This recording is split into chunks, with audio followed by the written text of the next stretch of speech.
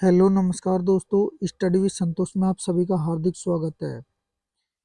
जैसे कि हमने पिछली वीडियो में दूसरा चैप्टर कंप्लीट कर लिया था। अब देखते हैं इसका तीसरा चैप्टर, धातु एवं अधातु। क्या होती है धातु एवं अधातु, इनके बारे में डिटेल से पढ़ते हैं। और पिछले यदि दो पार्ट नहीं देखे हैं, जिसमें पहले पार्ट में पहला चैप्टर और दूसरे पार्ट में दूसरा चैप्टर कंप्लीट किया हुआ है, तो पहले वह देख सकते हैं। तो अब देखिए, स्टार्ट करते हैं अपन धातु से कि धातु क्या होती है। देखो, धातु का ज्ञान बहुत ही पुराना है। कॉपर वह पतली धातु है जिसका उपयोग बर्तनों, हथियारों तथा अन्य सामानों को बनाने में किया गया था। आजकल धातुओं का प्रयोग पुल, हवाई जहाज, रेल तथा अन्य वस्तुओं को बनाने में किया जाता है। देखते हैं अपन धातुओं के उदाहरण। Iron, copper, aluminium, magnesium, lead, zinc, sodium, ये सभी धातुओं के उदाहरण है। ठीक है। अब नेक्स्ट अपन देखते हैं धातुओं के भौतिक गुणधर्म। धातुओं के भौतिक गुणधर्म क्या होते हैं कि धातुओं की सतह चमकदार होती है, इस गुण को धात्विक चमक कहते हैं। सेकंड पॉइंट है, धातुएं सामान्यतः कठोर होती है, प्रत्येक धातु की कठोरता अलग अलग होती है। अभी अपन थर्ड पॉइंट देखते हैं। थर्ड पॉइंट में है कि कुछ धातुओं को पीट पीट कर उन्हें पतली चादरों के रूप में ढाला जा सकता है, इस गुण को आघात वर्धीयता कहते हैं। ठीक है। अब नेक्स्ट देखते हैं इसका फोर्थ पॉइंट। धातुएं सामान्यतः ऊष्मा की सुचालक होती हैं। फिफ्थ पॉइंट है, जो धातुएं किसी कठोर सतह से टकराती है और आवाज उत्पन्न करती है, उन्हें ध्वनिक कहते हैं। नेक्स्ट देखते हैं अब इसका अपन सिक्स पॉइंट। सिक्स पॉइंट है, धातुओं को तार के रूप में खींचा जा सकता है, धातुओं के इस गुण को तन्यता कहते हैं। ठीक है, धातुओं के इस गुण को तन्यता कहते हैं। अब इसके बाद में देखते हैं अपन,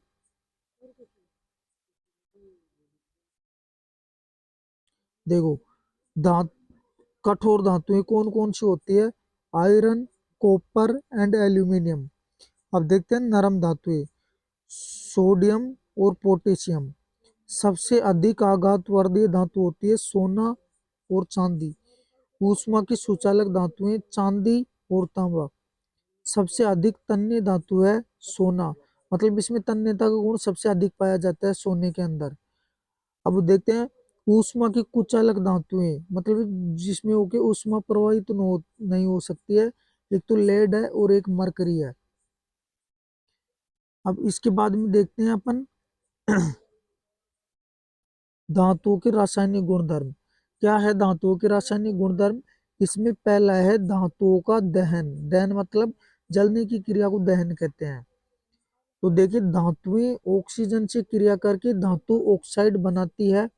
देखो, ये कोई धातु है और ऑक्सीजन के साथ में अभिक्रिया करके धातु ऑक्साइड बना दिया। ठीक है। अब अपन इसका उदाहरण देखते हैं। देखो एग्जाम्पल देखा, जैसे कॉपर की अभिक्रिया ऑक्सीजन के साथ में करवाई तो कॉपर ऑक्साइड का निर्माण हो गया। उसी प्रकार एल्यूमिनियम की अभिक्रिया ऑक्सीजन के साथ में करवाई तो Al2O3 का निर्माण हो गया। ठीक है। अब इसके बाद में अपन देखते हैं उभयधर्मी ऑक्साइड। क्या होते हैं उभयधर्मी ऑक्साइड।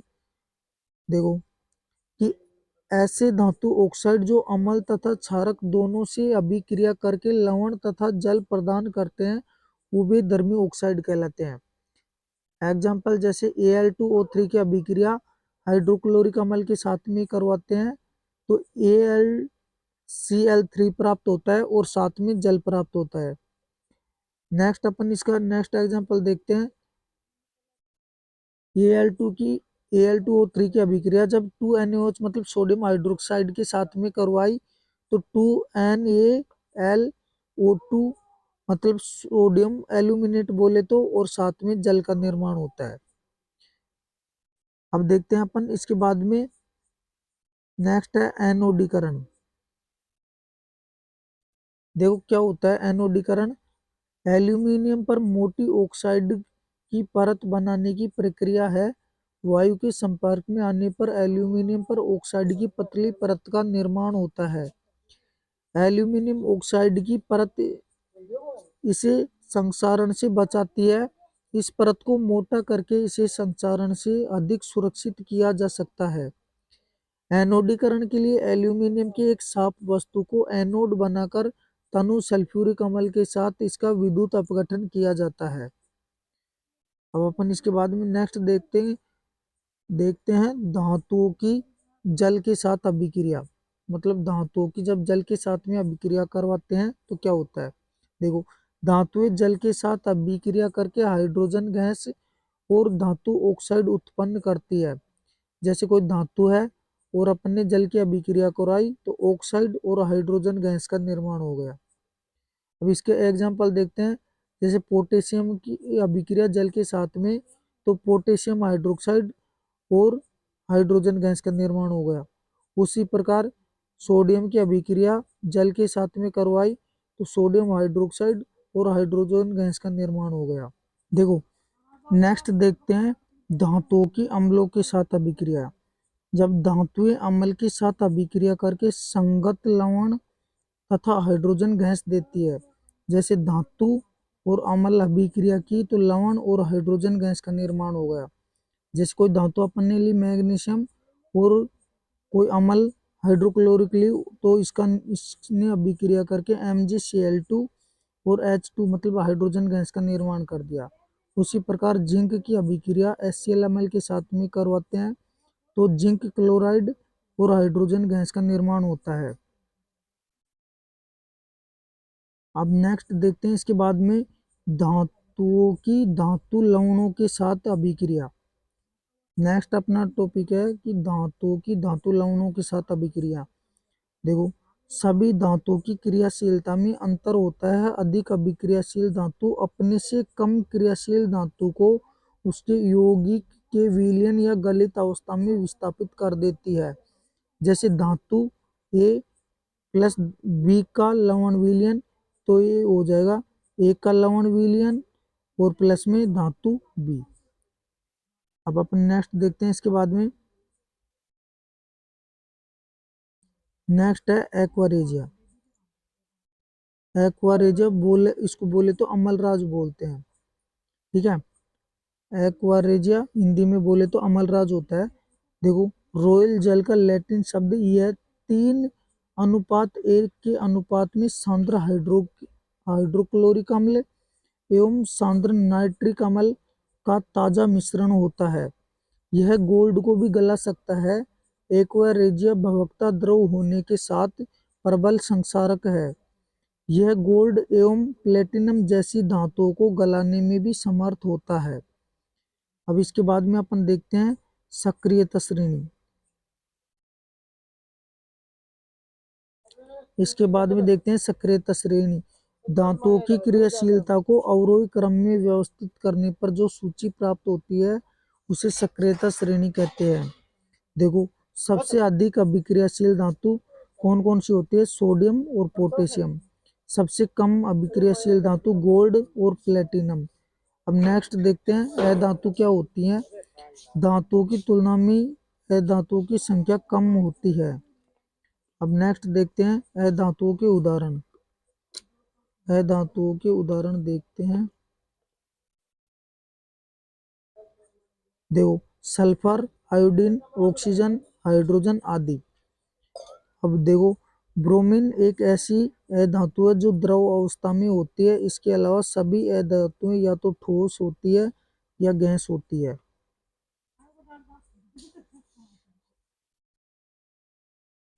नेक्स्ट देखते हैं अधातुओं के गुणधर्म। देखो, अब नेक्स्ट देखते हैं अधातुओं की रासायनिक अभिक्रिया। देखो, ऑक्सीजन की, अब इसमें पहला पॉइंट लेते हैं ऑक्सीजन के साथ अधातुओं की अभिक्रिया। देखो, अधातुएं ऑक्सीजन के साथ अभिक्रिया करके अम्लीय ऑक्साइड बनाती हैं। जैसे अधातु प्लस ऑक्सीजन अधातु ऑक्साइड का निर्माण हो गया। अपन ने जैसे एग्जाम्पल देखते हैं C+O2 निर्माण हो गया CO2 का। इसके बाद में ऊपर देखते हैं। देखो, एक सल्फर लिया हुआ है और सल्फर के साथ में अपन ने ऑक्सीजन की अभिक्रिया करवाई तो SO2 का निर्माण हो गया। देखो, नोट में है धातुओं के ऑक्साइड अम्लीय प्रकृति के होते हैं एवं जल में घुलकर अम्ल बनाते हैं। ये बहुत इंपॉर्टेंट है कि धातुओं के ऑक्साइडों की प्रकृति कैसी होती है, तो अपन लिख देंगे अम्लीय।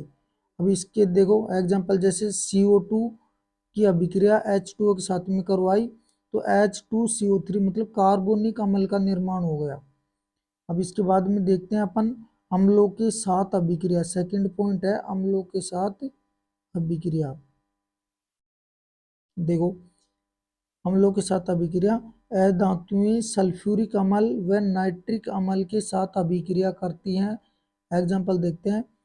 देखो मतलब सल्फर H2 सल्फ्यूरिक अम्ल के साथ में अभिक्रिया कराए तो SO2 और जल का निर्माण हो गया। जैसे दूसरी है फास्फोरस, मतलब इसकी अभिक्रिया HNO3 मतलब नाइट्रिक अम्ल के साथ में करवाए तो H3PO4 और NO2 और H2O का निर्माण हो गया। वो अपन नेक्स्ट देखते हैं। इसके बाद में क्लोरीन के साथ अभिक्रिया, थर्ड पॉइंट है इसका क्लोरीन के साथ अभिक्रिया। देखते हैं। देखो धातुएं क्लोरीन के साथ अभिक्रिया करके क्लोराइड बनाती है, जैसे सल्फर प्लस क्लोरीन, और ये हो गया H2Cl2, मतलब इसको बोलेंगे सल्फर मोनोक्लोराइड। अब नेक्स्ट है चौथा पॉइंट हाइड्रोजन से अभिक्रिया। यह धातु या हाइड्रोजन के साथ अभिक्रिया करके सहसंयोजक हाइड्राइड बनाती हैं। ऊपर इसका एग्जाम्पल देखते हैं अपन, जैसे H2 और S मतलब सल्फर, ये हो गया हाइड्रोजन सल्फाइड मतलब H2S हो गया। ठीक है। अब इसके बाद में अपन नेक्स्ट देखते हैं उत्कृष्ट गैसों के नाम देखते हैं। अब कौन कौन सी होती है उत्कृष्ट गैस। देखो उत्कृष्ट गैस है हीलियम, नियोन, आर्गन और जीनोन। अब देखते हैं द्रव अवस्था में पाई जाने वाली धातु मरकरी। ऐसी धातुएं जिन्हें हथेली पर रखने पर पिघलने लगती है, कौन कौन सी है, एक तो गैलियम है और एक सीजियम है। अब इसके बाद में देखते हैं ऐसी धातु जो चमकीली होती है, मतलब ऐसी है धातु जो चमकीली होती है, कौन सी होती है, आयोडीन। ऐसी है धातु जो विद्युत की सुचालक होती है, कौन होती है, ग्रेफाइट। अब देखते हैं अपन क्षारीय धातु लिथियम, सोडियम एंड पोटेशियम। अब इसके बाद में अपन देखते हैं अपर रूप क्या होते हैं। अपर रूप इसके बारे में देखते हैं। अब देखो अपर रूप, कार्बन ऐसी है धातु है जो विभिन्न रूपों में पाई जाती है, प्रत्येक रूप को अपर रूप कहते हैं। मतलब ऐसी धातु है जो एक से अधिक रूपों में पाई जाती है, उसे अपर रूप कहते हैं। देखो हीरा कार्बन का एक अपर रूप है, ये सबसे कठोर प्राकृतिक पदार्थ है, इसका गलनांक एवं क्वथनांक बहुत अधिक होता है। ठीक है। अब इसके बाद में देखते हैं का सॉरी देखो कार्बन का एक अन्य रूप अपर रूप ग्रेफाइट है जो विद्युत का सुचालक होता है। अब इसके बाद में नेक्स्ट अपन देखते हैं आयनिक यौगिक। मतलब आयनिक यौगिक क्या होते हैं, आयनिक यौगिकों के बारे में अपन देखते हैं। आयनिक यौगिक देखो धातु से अधातु में इलेक्ट्रॉनों के स्थानांतरण से बने यौगिकों को आयनिक यौगिक या वैद्युत संयोजक यौगिक कहा जाता है। जैसे एग्जांपल देखते हैं NaCl, LiCl, CaCl2, CaO और MgCl2। नेक्स्ट देखते हैं आयनिक यौगिकों के गुण धर्म क्या क्या होते हैं, इनके गुण धर्म। पहला होता है भौतिक प्रकृति। भौतिक प्रकृति में देखते हैं क्या क्या आते हैं। देखो आयनिक यौगिक सामान्यतः ठोस एवं कठोर होते हैं, क्योंकि इन यौगिकों में विपरीत आवेशित आयनों के मध्य प्रबल स्तर वैद्युत आकर्षण बल कार्य करता है। सामान्य रूप से इनकी प्रकृति भंगुर होती है। भंगुर मतलब ये टूट जाते हैं। ठीक है। अब देखते हैं गलनांक एवं क्वथनांक। आयनिक यौगिकों का गलनांक एवं क्वथनांक बहुत अधिक होता है। क्योंकि ये मजबूत वैद्युत वाहक बल के द्वारा जुड़े होते हैं। अब इसका थर्ड पॉइंट देखते हैं, घुलनशीलता। वैद्युत संयोजक यौगिक सामान्यतः जल में घुलनशील तथा केरोसिन, पेट्रोल आदि जैसे विलायकों में अविलेय होते हैं। चौथा है विद्युत चालकता। ठोस अवस्था में आयनिक यौगिक विद्युत का चालन नहीं करते हैं, परंतु आयनिक यौगिक गलित अवस्था में विद्युत का चालन करते हैं।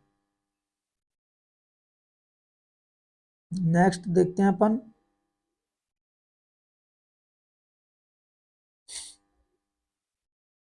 नेक्स्ट देखते हैं धातुओं की प्राप्ति, मतलब कैसे प्राप्त होती है अपन को धातुएं। तो देखो, पृथ्वी की भूपर्पटी में प्राकृतिक रूप से पाए जाने वाले तत्व या यौगिकों को खनिज कहते हैं। जिन खनिजों में कोई विशेष धातु काफी अधिक मात्रा में होती है, जिसे निकालना लाभकारी होता है, उन खनिज को अयस्क कहते हैं। ठीक है, अयस्क की डेफिनेशन इंपॉर्टेंट है, याद कर लेना इसे भी। अब देखते हैं धातुओं का निष्कर्षण। कुछ धातुएं भूपर्पटी में स्वतंत्र अवस्था में पाई जाती है तथा कुछ धातुएं अपने यौगिकों के रूप में मिलती है। सक्रियता श्रेणी में नीचे आने वाली धातुएं सबसे कम क्रियाशील होती हैं। मतलब जो सक्रियता श्रेणी में सबसे नीचे आने वाली धातुएं सबसे कम क्रियाशील होती हैं। एक मिनट, क्रियाशील होती है एवं स्वतंत्र अवस्था में पाई जाती है, जैसे सोना, चांदी, तांबा आदि। अब देखते हैं सक्रियता श्रेणी में सबसे ऊपर आने वाली धातुएं पोटेशियम, सोडियम, कैल्शियम, मैग्नीशियम तथा एल्यूमिनियम बहुत अधिक क्रियाशील होती है तथा इनको कभी भी स्वतंत्र तत्वों के रूप में नहीं पाई जाती है। ठीक है, अब नेक्स्ट देखते हैं इसके बाद में अयस्कों का समृद्धीकरण। मतलब अयस्कों का समृद्धीकरण कैसे करते हैं? अयस्कों का समृद्धीकरण, पृथ्वी से निकाले गए अयस्कों में मिट्टी, रेत आदि बहुत सी अशुद्धियां होती हैं, जिन्हें गैंग कहते हैं। अयस्कों से सर्वप्रथम गैंग को हटाया जाता है। अयस्क एवं गैंग के भौतिक व रासायनिक गुणधर्मों के आधार पर विभिन्न तकनीकों का प्रयोग गैंग को हटाने में किया जाता है। अब नेक्स्ट देखते हैं इसके बाद में ऊपर,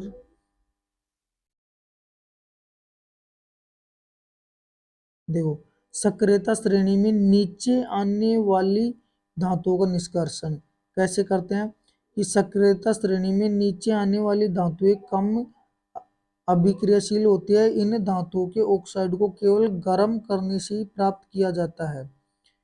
पारे का एक प्रमुख अयस्क सिनाबार होता है। ठीक है, नेक्स्ट देखते हैं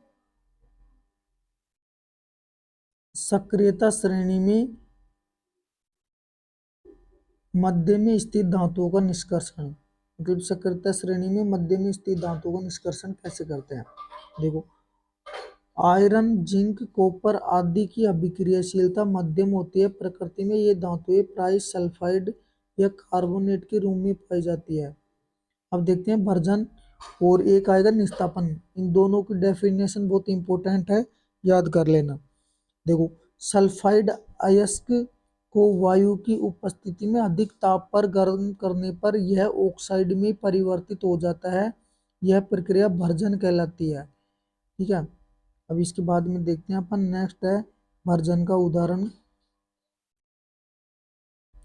देखो इसका उदाहरण है, मतलब 2ZnS plus 3O2, 2ZnO plus SO2 का निर्माण हो गया। अब अपन देखते हैं निस्तापन। कार्बोनेट अयस्क को सीमित वायु में अधिक ताप पर गर्म करने से ये ऑक्साइड में परिवर्तित हो जाता है। इस प्रक्रिया को निस्तापन कहते हैं। दोनों की डेफिनेशन बहुत इंपॉर्टेंट है, दोनों की डेफिनेशनों को याद कर लेना। निस्तापन और भर्जन हर बार एग्जाम में आते हैं लगभग। देखते हैं ZnCO3 और ये इसमें जिंक ऑक्साइड और CO2 का निर्माण हो गया। नेक्स्ट अपन देखते हैं थर्मिट अभिक्रिया। देखो आयरन ऑक्साइड के साथ एल्यूमिनियम की अभिक्रिया का उपयोग रेल की पटरी एवं मशीनी पुर्जों की दरारों को जोड़ने के लिए किया जाता है। इस अभिक्रिया को थर्मिट अभिक्रिया कहते हैं। ठीक है, इस अभिक्रिया को थर्मिट अभिक्रिया के नाम से जानते हैं। अब थर्मिट अभिक्रिया का अपन एग्जाम्पल देखते हैं।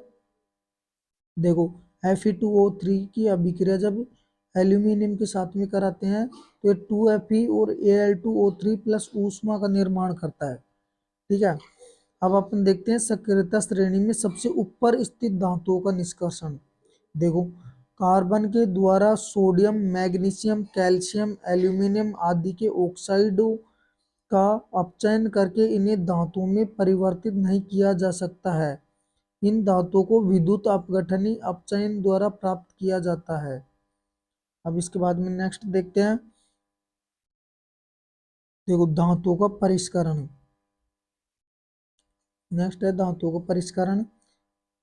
विभिन्न अपचयन प्रक्रमों से प्राप्त धातुएं पूर्ण रूप से शुद्ध नहीं होते। धातुओं से अपद्रव्य हटाने के लिए सबसे अधिक प्रचलित विधि विद्युत अपघटनी परिष्करण विधि है।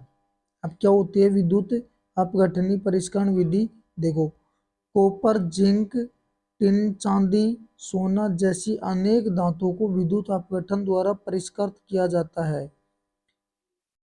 इस प्रक्रम में नेक्स्ट देखते हैं इस प्रक्रम में क्या क्या होता है। देखो इस प्रक्रम में अशुद्ध धातु को एनोड तथा शुद्ध धातु को कैथोड पर लगाया जाता है। धातु के लवण को विलयन को विद्युत अपघटय के रूप में उपयोग में लाया जाता है। अम्लीकृत कॉपर सल्फेट का विलयन विद्युत अपघटय अशुद्ध तांबा एनोड है, जबकि शुद्ध तांबे की पट्टी को कैथोड का कार्य करती है। विद्युत धारा प्रवाहित करने पर शुद्ध तांबा कैथोड पर निक्षेपित हो जाता है और विलय अशुद्धियां विलयन में घुल जाती है। देखो विलय अशुद्धियां विलयन में घुल जाती है। अविलय अशुद्धियां एनोड की तली पर निक्षेपित मतलब जमा हो जाती है, जिसे एनोड पंख कहते हैं।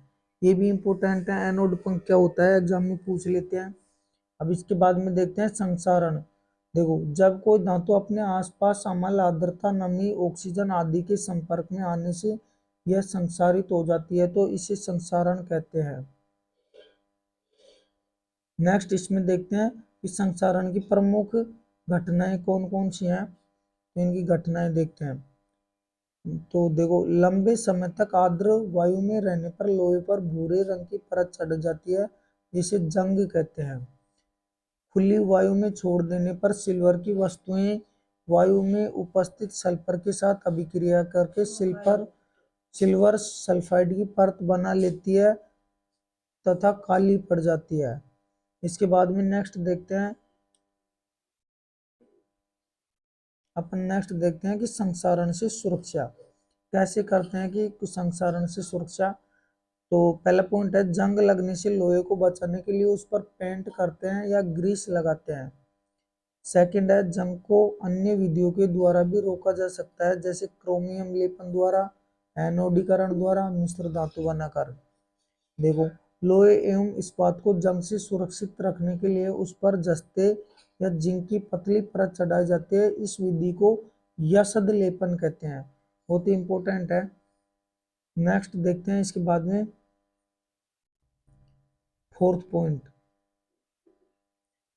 है यदि लोहे के साथ अन्य कोई पदार्थ मिला दिया जाए तो पदार्थ के गुण धर्म बदल जाते हैं। यह पदार्थ धातु या अधातु कुछ भी हो सकता है।